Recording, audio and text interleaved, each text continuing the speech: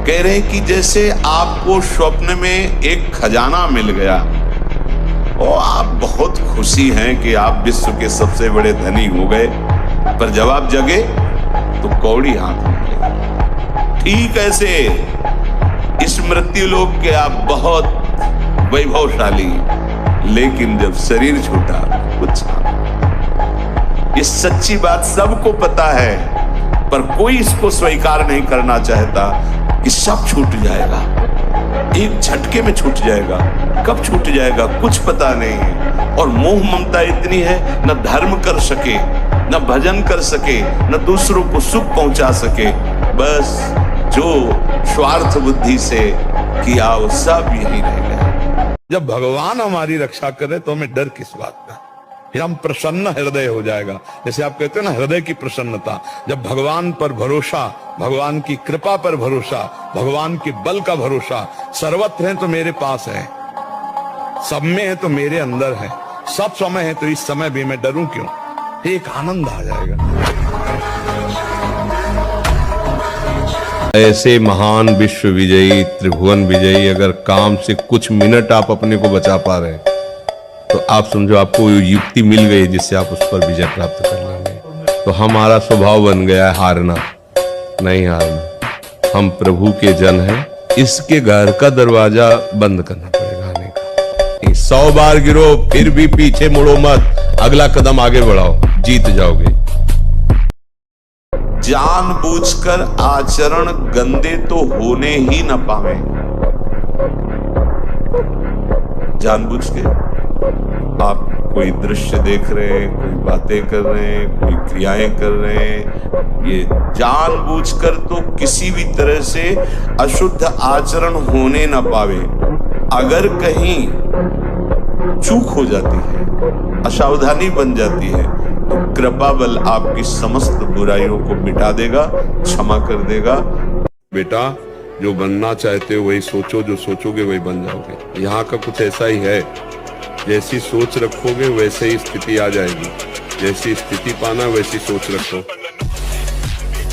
पूर्वजों में पहले यह था कि हमारा धर्म नहीं जाना चाहिए चाहे प्राण चले जाए, हमारा चरित्र नहीं जाना चाहिए चाहे सर्वस्व नष्ट हो जाए। आज इसकी कोई परवाह नहीं, तो उसी से बुद्धि भ्रष्ट हो जाती है, जीवन एक पशुवत आचरण वाला हो जाता है और वो अपने को बड़ा सुखी समझने लगते हैं कि हमारे पास बड़ा वैभव है। लेकिन प्यारे, उस दिन को याद करो जिस दिन तुम्हारा आखिरी समय होगा, ना तुम्हारा फार्म हाउस जाएगा, ना महल तुम्हारा जाएगा, ना बैंक बैलेंस जाएगा, ना कोई व्यक्ति और ना ये शरीर। अब तुम्हारे कर्म तुमको भोगवाएंगे। उस समय की कौन याद करता है? अगर उस समय की याद हो तो भय लग जाए कि नहीं नहीं, पाप नहीं करूंगा, क्योंकि जाना है यहां से। अच्छा, कब जाना कुछ पता लगे, किसी भी समय ट्रांसफर हो सकता है इस शरीर से। तो हमें लगता है कि महापुरुषों के जो वचन है कि हमें एक नियम से जीवन जीना चाहिए, धर्म पूर्वक जीवन जीना चाहिए, अपने कर्तव्य का पालन करना चाहिए। हर व्यक्ति की अपनी एक दिनचर्या होनी चाहिए। ऐसा नहीं कि आज हम 4 बजे उठे, कल 7 बजे उठे, पर फिर मन को आप कंट्रोल नहीं कर पाएंगे। मन के लिए एक दिनचर्या होनी चाहिए कि हमको 10 बजे सोना है, 4 बजे उठ जाना है, तो फिर 4 से 4:15 नहीं होना चाहिए, 4 बजे उठ जाना, ऐसा नियम बना ले। और उठ करके हमको थोड़ी देर नाम जप करना है, थोड़ी देर हमें वाणी जी का गायन करना है, थोड़ी देर हमें ध्यान, एक अपनी दिनचर्या। फिर हम अपने संसार के कार्य के नियम, जो संसार के कार्य हैं, उनको भी करते हुए भगवान को समर्पित करें। जैसे जो पद में है, जो आपको राष्ट्र सेवा मिली है, जो आपको समाज सेवा के पद मिले हैं, या आपको जो घर की सेवा के कार्य मिले, उनमें बहुत धर्म पूर्वक आचरण होना चाहिए। महाराज जी, हम ब्रह्मचर्य का पालन नहीं कर पाते, ब्रह्मचर्य के नियम का पालन हम क्यों नहीं कर पाते महाराज जी? जब तक हमारे मन को विषय भोग का आधार नहीं होगा तब तक हमारे ब्रह्मचर्य पे फर्क नहीं पड़ेगा लिखित, क्योंकि अपने लोगों का जीवन वही रहा है ना। हमारे इंद्री को संयोग जनित कोई क्रिया, कोई व्यक्ति, कोई स्थान जब तक आधार नहीं मिलेगा तब तक वो हमें नष्ट नहीं कर सकते, क्योंकि संसारिक पुरुष उसका चिंतन करके विकल हो जाएगा, लेकिन उपासक का क्रास चिंतन चलता रहता है। उपासक तो वही है जिसका प्रधान भगवत चिंतन है, और रपट गया तो विषय चिंतन में जाता है, तो क्रास चिंतन होता है। इसलिए वो इतना बलवान चिंतन नहीं कि उसको भ्रष्ट कर सके, पक्का समझ लेना। सबके हृदय में ऐसा क्रास चिंतन होता है, वो काटता रहता है। विकार जो है वो हमारे भजन को काटता रहता है, तो भजन जो है विकार पर हावी रहता है, दोनों का युद्ध चलता रहता है, एक दिन विजय हो जाती है। पर ब्रह्मचर्य पे फर्क नहीं पड़ता, क्योंकि एकाग्रता पूर्वक जिस विषय का चिंतन किया जाता है उसका हमारे हृदय पर प्रभाव पड़ता है। व्यायाम जरूर करो, अगर ना करते हो तो शुरू करो। 4 बजे उठ करके 20 मिनट व्यायाम करोगे रोज, तो आप देखोगे वरदान की तरह काम करेगा। देखो, आप देखो, अपना जीवन देखना, 1 साल में आप बदल जाओगे। 1 साल में चेहरा बदल जाएगा, जीवन बदल जाएगा।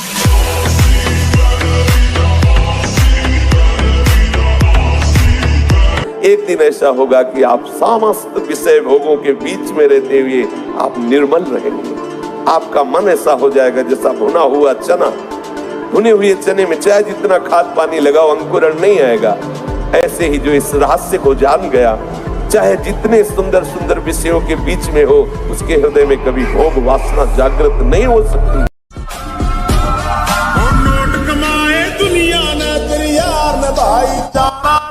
मानिए यदि आप हस्तमैथुन करेंगे नई अवस्था में, तो ब्याह होने के बाद आप गृहस्थी लायक नहीं रहेंगे, संतान उत्पन्न करने लायक नहीं रहेंगे। स्वर्ग में करोड़ों ऐसी अप्सराएं हैं कि अगर एक उतर आवे ना यहाँ मृत्यु लोक में, तो मूर्छित हो जाते हैं बड़े बड़े ऋषि मुनि देख के। तुम लोग तो मतलब टिक ही नहीं सकते 1 मिनट। जो जितेंद्री हैं उनकी हालत खराब हो जाती, इतनी सुंदर है। इतनी सुंदर अप्सराओं का स्वामी देवराजेंद्र है। वो देवराजेंद्र एक महात्मा की पत्नी, गौतम ऋषि की पत्नी अहिल, वहां गंदी दृष्टि करने गया नहीं। तो इससे क्या पता चलता है कि करोड़ों अप्सराएं होने पर भी वो भोग वासना का जो अंदर राक्षस बैठा होता है वो कभी तृप्त नहीं होता है। वो अप्सराओं का स्वामी होकर के भी छुप के वेश बदल के अहिल्या जी के साथ, तो इससे जरा विचार करके जरा देखो कि वासना रूपी राक्षसी क्या कभी तृप्त हो सकती है क्या? कभी नहीं।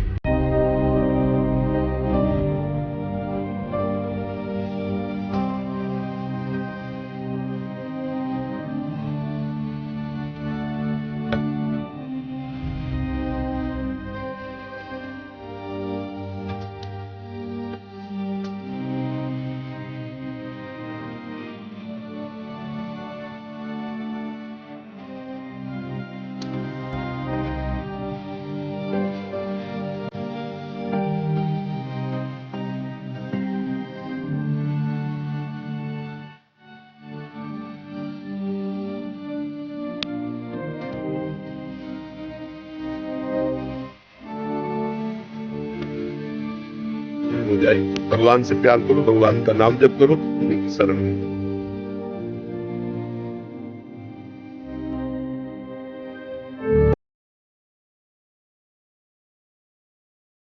कुछ न बोलो, चुप रहो।